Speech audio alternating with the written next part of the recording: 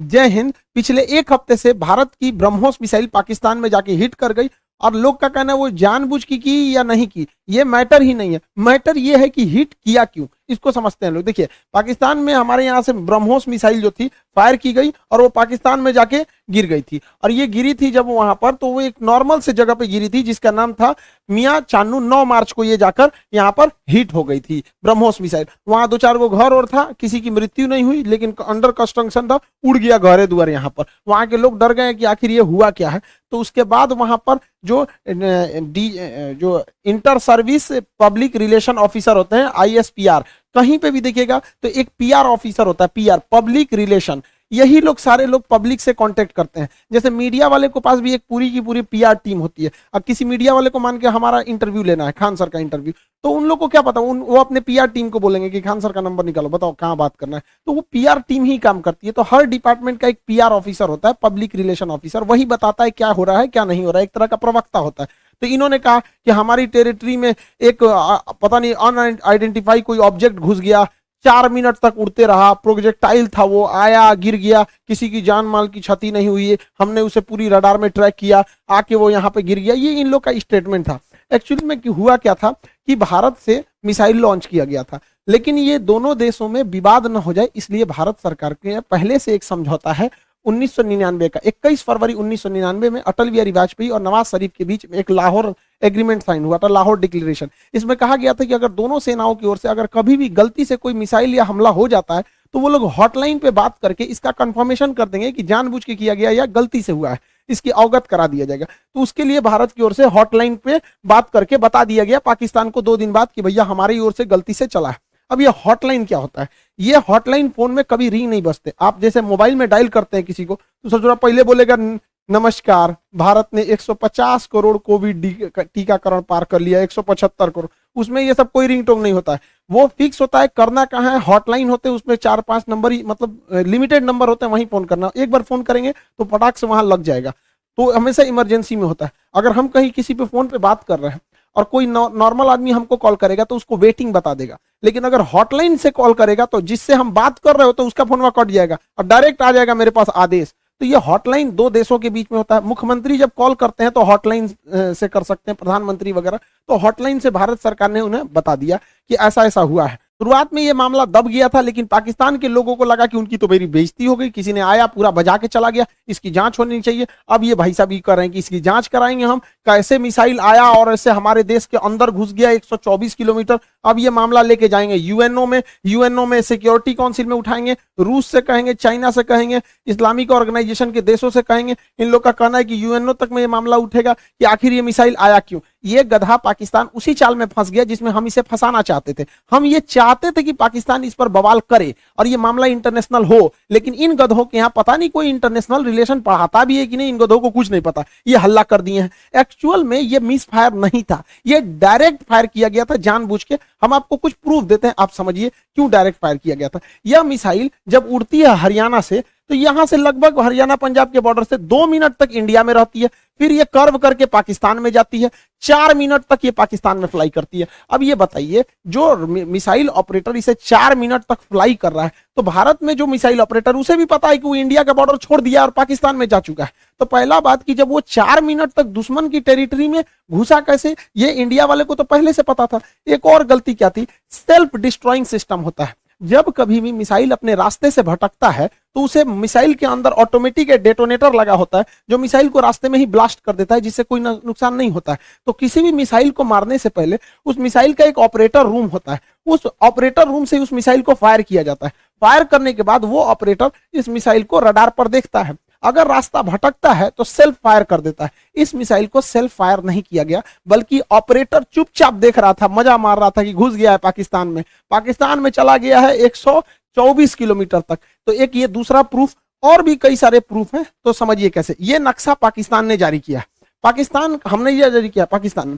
इसमें जो तीर का निशान है ये दिखा रहा है मिसाइल किस तरह आया और कैसे ये यहां से जाकर यहां मियां चन्नू पे जाके गिर गया। यहां पर देखिए कैसे मिसाइल ने सबसे पहले अपने से अगर मिस फायर होगा तो सीधे जाएगा, अपने से मिस फायर होगा तो सीधे। ये टर्न नहीं मार सकता है अपने से, माल फंक्शन की वजह से, गड़बड़ी की वजह से 90 डिग्री का कर्व नहीं मार सकता जब तक उसको पाथ फाइंड नहीं किया गया होगा, पहले से नहीं बताया गया हो। तो पहला 90 डिग्री टर्न अपने से नहीं मारा गया होगा। दूसरा, इस मिसाइल में कोऑर्डिनेशन फिक्स था। किसी भी मिसाइल को मारने से पहले उसका जीपीएस लोकेशन कोऑर्डिनेशन फिक्स किया जाता है कि यहीं पर जाना है, लेकिन इसमें कोई बारूद नहीं था। देखिए अमूमन यही होता है कि पहले उसमें बारूद यानी वारहेड भरा जाता है, पहले उसमें वारहेड भरा जाता है, तो इसमें वारहेड था नहीं। जब वारहेड भर दिया जाता है तब उस मिसाइल में फीड किया जाता है कि इस मिसाइल को जाना कहाँ है। तो इस मिसाइल में जाना कहाँ है ये फीड कर दिया गया था, और वारहेड नहीं फीड किया गया था। और जाना भी कहाँ है, मियाँ चन्नू पे। यहाँ ना कोई स्ट्रेटेजिक लोकेशन है, ना कोई सेना का स्कूल है, कुछ भी ऐसा नहीं है। जानबूझ के भारत ने मिसाइल का वारहेड हटाया कि किसी की जान माल की हानि ना हो, और ऐसे जगह को चुन लिया जहां कोई स्ट्रेटेजिक महत्व नहीं है कि बवाल ना होगा। बस हमें मिसाइल घुसा के बवाल करना था, भयंकर बवाल नहीं कराना था। एक और देखिएगा, इस मिसाइल को अगर देखेंगे तो 104 किलोमीटर से ज्यादा ये भारत में रही है, 124 किलोमीटर गई है, उसके बाद भी ये एक्स्ट्रा गई है। यानी इस मिसाइल की रेंज जो थी वो 290 किलोमीटर ही है। इस मिसाइल की रेंज 290 किलोमीटर, लेकिन ससुराई ब्रह्मोस मिसाइल 320 किलोमीटर कैसे चल गया? लगभग ये 30 से 40 किलोमीटर एक्स्ट्रा चला है। देखिए ये पाकिस्तान का ही नक्शा ही दिखा रहा है कि 33 किलोमीटर एक्स्ट्रा चल गया। ये बवाल है भैया, रेंज से 33 कैसे? तो कोई भी चीज को फेंकते हैं तो जब रेंज खत्म हो जाता है तो आराम से गिरता है। तो ब्रह्मोस और आगे गया था यहाँ पर। इस दौरान भी इसे सेल्फ डिस्ट्रॉय नहीं किया गया, यानी भारत से बैठ के ऑपरेशन टुकुर टुकुर देख रहा था, जानबूझ के किया गया है इसको। अगला देखिए, और भी ये खुद पाकिस्तान कर रहा है, उसको समझाते हैं। ये उनके ISPR है, inter service public relation, ISPR। समझ में आ गया? ISPR समझो, समझो, थोड़ा नहीं पता अभी यहाँ पे।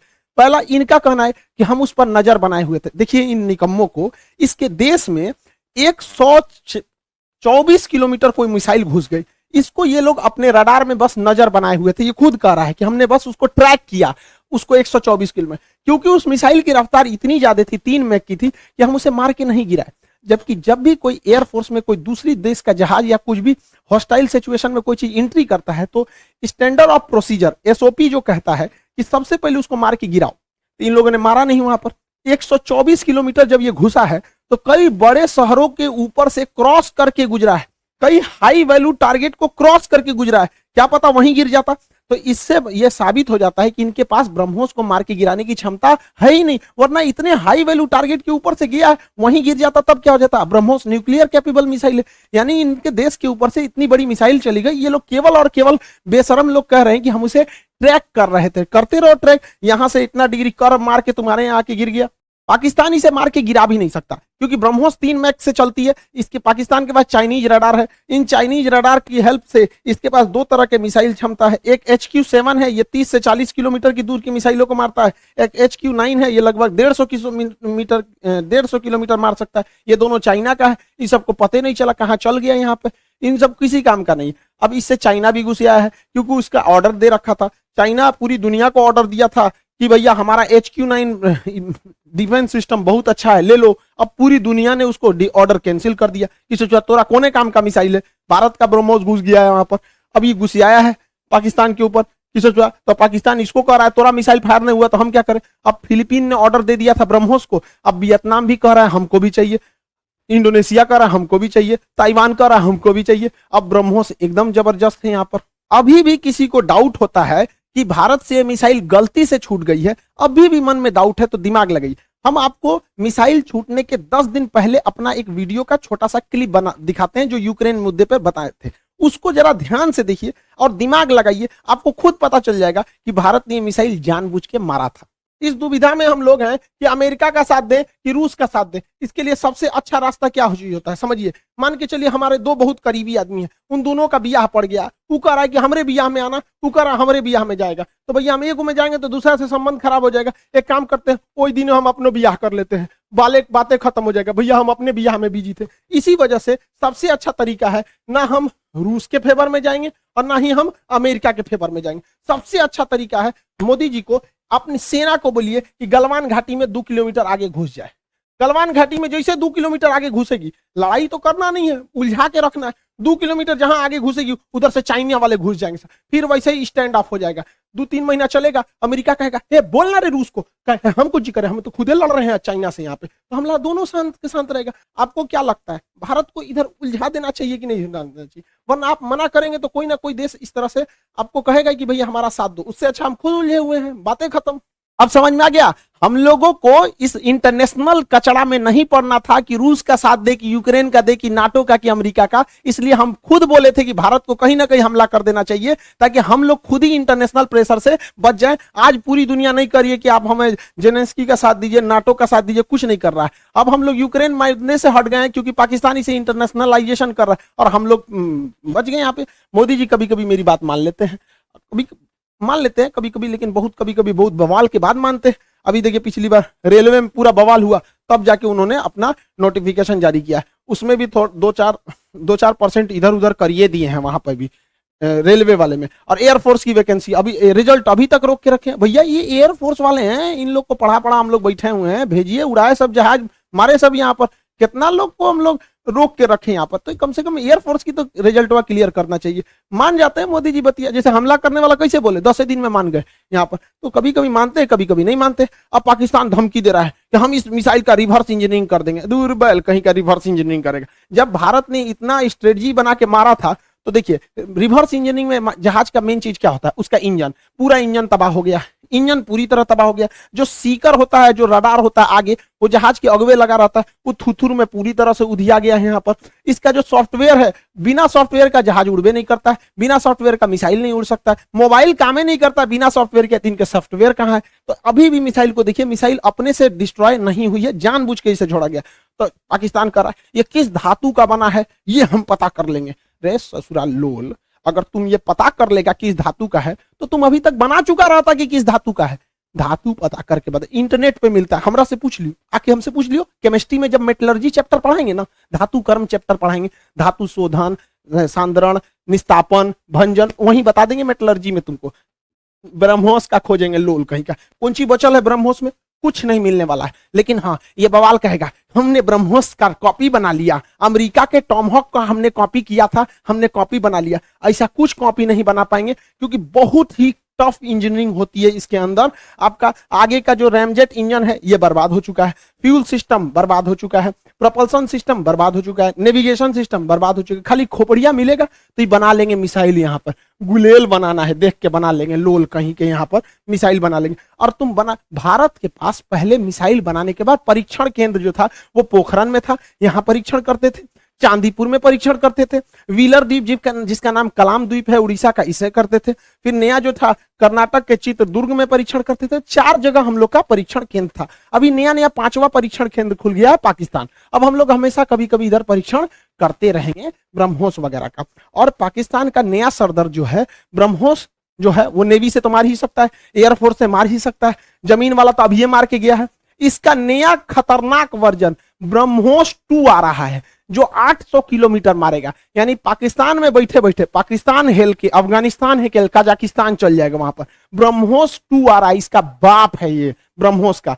अभी इसी से नहीं लड़ पाए तो दादा आ रहा है। दूसरा ब्रह्मोस NG आ रहा है, बहुत हल्का रहेगा और बहुत दूर तक मारेगा। तो तुम ससुरे, एक तो तुम्हारे बाप के बस की बात है नहीं रिवर्स इंजीनियरिंग, क्योंकि बचा ही कहाँ है। अगर उस तरह से देखिएगा तो हम तो वियतनाम को, फिलीपीन को बेचे हैं, वही बना ले रिवर्स इंजीनियरिंग। रिवर्स इंजीनियरिंग इतना आसान है तो हम लोग राफेल खरीद के लाए हैं, नहीं बन जाएगा। तुम्हारा रिवर्स इंजीनियरिंग इतना तगड़ा है तो चाहे अमेरिका से तुम F-16 जहाज खरीदे हो, तुम उसको 20 साल से उड़ा रहे हो, अब बैल आज तक तुम अपने जहाज J-17 का एक तो इंजन नहीं बना पाए, कौन सी रिवर्स इंजीनियरिंग करते हो? मनोवैज्ञानिक दबाव बनाओगे कि हमारे पास ब्रह्मोस 2 आ गया, ब्रह्मोस का कॉपी आ गया है, तो जो एकरे बस का कुछ नहीं है।